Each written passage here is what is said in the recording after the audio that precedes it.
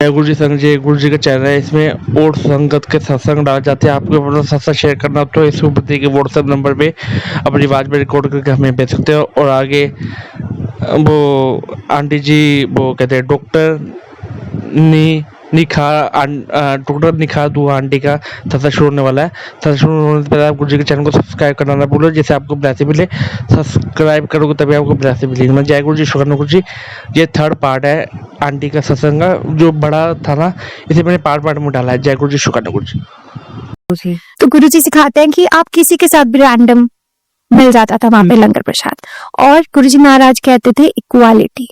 तो ये दो चीजें लंगर प्रसाद से गुरुजी सिखाते थे। एक, झूठा मत छोड़ो, अन्न का हमेशा हाँ जी रिस्पेक्ट करो और कभी अपमान मत करो। और दूसरा कि सब हमारे एक समान है। तो जब हमें सेवादार की सेवा मिलती है कहीं सत्संग में, तो हमें हर संगत को इक्वली ट्रीट करना चाहिए, क्योंकि गुरुजी कहते थे मैं संगत के फॉर्म में भी वहां पे आ सकता हूँ। तो अगर आप संगत को प्यार से जल प्रसाद, चाय प्रसाद ये सब परोसेंगे ना, तो गुरुजी महाराज को आप खिला रहे हैं।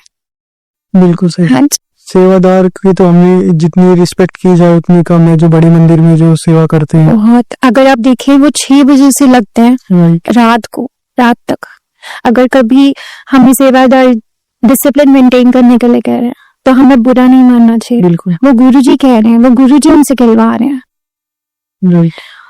और सेवादार की हमें बल्कि रिस्पेक्ट करनी चाहिए। अगर वो रूड हो रहे हैं तो हमें समझना चाहिए कि वो जितना मैनेजमेंट कर रहे हैं बड़े मंदिर में, उनकी आस्था से कर रहे हैं, किसी चीज के लिए नहीं कर रहे। That is a selfless thing that they are doing and we should respect them. अच्छा, एक चीज बताइए हमें, जैसे कई संगत ऐसे बोलते हैं कि गुरुजी ने हमें ड्रीम में दर्शन नहीं देते और सबको ड्रीम में दर्शन देते हैं, मेरे को तो कभी आज तक दिया ही नहीं, तो उसके पीछे क्या रीजन है? तो जब गुरुजी महाराज अपनी फिजिकल फॉर्म में थे तो एक संगत ने उनसे बड़ा प्यारा क्वेश्चन किया था, जो कि आपने कहा है, और गुरुजी ने इस चीज का आंसर किया था कि जो कैंसर पेशेंट्स होते हैं, जो बहुत मेडिकल इश्यू से गुजर रहे हैं लोग, उनकी ड्रीम में मैं आके उनको ब्लेस कर जाता हूँ, उनकी चीजों को मैं ठीक कर देता हूँ। बिल्कुल। तो मैं नहीं चाहता कि मेरी संगत को ऐसी कोई नीड हो। तो और मुझे याद है कि मुझे गुरुजी महाराज ने मेरा बेबी ब्लेस किया था ड्रीम में। इससे हाँ जी, तो इससे मुझे अपना एक सत्संग याद आता है कि मुझे गुरुजी महाराज ने ड्रीम में मेरा बेटा ब्लेस किया था। जहां मैं गुरुजी महाराज की पूजा करती थी, वहां जहां मैं प्लेट रखती थी आरती की, वहां पे मुझे बेबी ब्लेस हुआ था। अगले ही दिन मैं क्लिनिक गई, मुझे एक डॉक्टर, मेरी फ्रेंड है डॉक्टर सिल की, उनसे मेरी बात हुई। उन्होंने कहा ऐसे तो गुरुजी सपना नहीं दिखा सकते। तो उन्होंने मजाक में लैब पर्सन को बुलाया और अगले दिन ही मेरा ब्लड टेस्ट में रिपोर्ट पॉजिटिव आई। तो ये भी मेरी एक लाइफ का सत्संग है। गुरुजी महाराज का बहुत शुक्राना कि उन्होंने मुझे ड्रीम ब्लेसिंग दी। बट जो भी ब्लेसिंग्स आपको मिलती हैं वो गुरुजी महाराज की रजा से मिलती हैं। बिल्कुल, उनके पीछे कोई ना कोई उनका रीजन होता है। चाहे वो ड्रीम में दर्शन दे, ड्रीम में भी अगर दर्शन देंगे तो उनके पीछे कोई ना कोई एक उनकी प्लानिंग होती है, तो उसी हिसाब से सारी चीजें होती है। तो ये ना सोचे कि मुझे ड्रीम में दर्शन मिले, आपको नहीं मिले, तो मतलब ये डाउट मन में ना लेके आए। हाँ जी, रब्बी रजा दे विच राजी रहना लिखे है।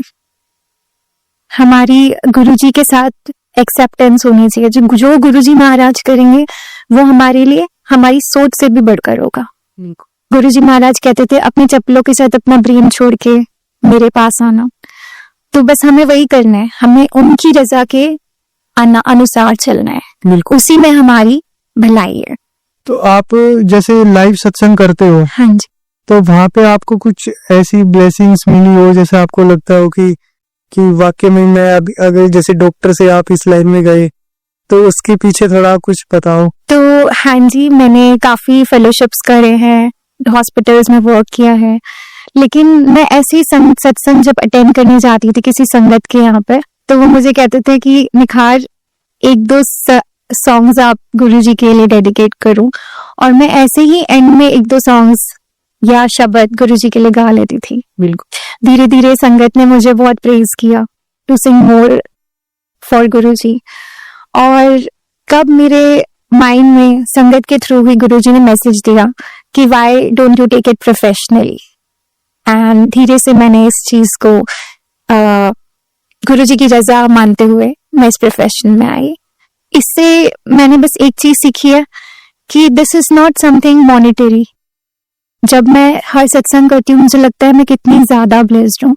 एक टाइम था जब हम बड़े मंदिर में संगत में बैठा करते थे, या आज भी बैठते हैं, लेकिन ये इमेजिन नहीं किया था कि सत्संग में इतनी अच्छी जगह गुरुजी मुझे बिठाएंगे।